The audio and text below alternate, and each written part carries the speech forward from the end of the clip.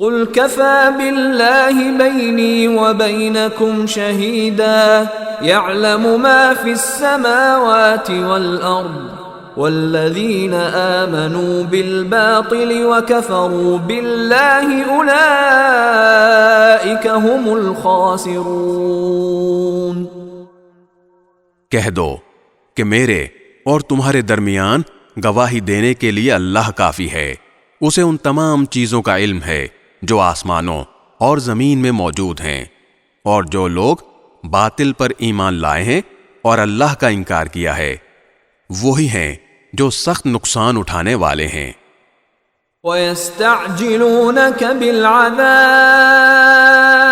وَلَوْلَا أَجَلٌ مُّسَمًّى لَّجَاءَهُمُ الْعَذَابُ وَلَيَأْتِيَنَّهُم بَغْتَةً وَهُمْ لَا يَشْعُرُونَ۔ اور یہ لوگ تم سے عذاب کی جلدی مچا رہے ہیں، اگر عذاب کا ایک معین وقت نہ ہوتا تو ان پر ضرور عذاب آ جاتا، اور وہ آئے گا ضرور مگر اتنا اچانک کہ ان کو پتہ بھی نہیں چلے گا۔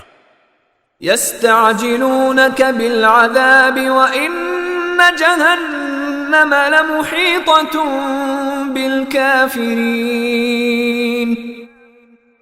یہ تم سے عذاب کی جلدی مچا رہے ہیں، اور یقیناً جہنم کافروں کو گھیرے میں لے لے گی۔ يَوْمَ يَغْشَاهُمُ الْعَذَابُ مِنْ فَوْقِهِمْ وَمِنْ تَحْتِ أَرْجُلِهِمْ وَيَقُولُ ذُوقُوا مَا كُنْتُمْ تَعْمَلُونَ۔